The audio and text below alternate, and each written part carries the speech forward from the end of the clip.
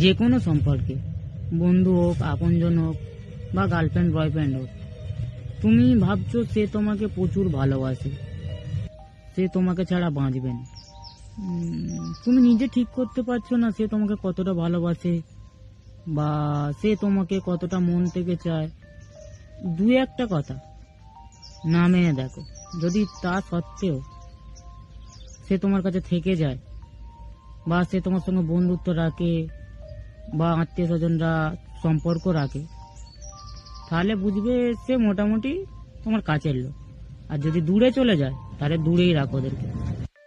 স্বার্থ নিয়ে যারা আসে, যখন দেখছো তুমি তাদের স্বার্থ মেটাচ্ছ নি, তখন তারা তোমার কাছে থাকবে না। আর যাকে বন্ধু ভাবছো সে তোমার আসলে বন্ধু নয়, তুমি যাকে আপনজন ভাবছো আসলে সে তোমার আপনজন নয়, যাকে তুমি নিজের লোক ভাবছো আসলে তারা কেউই নিজের লোক নয়। সবটাই স্বার্থ, সবটাই চাহিদা।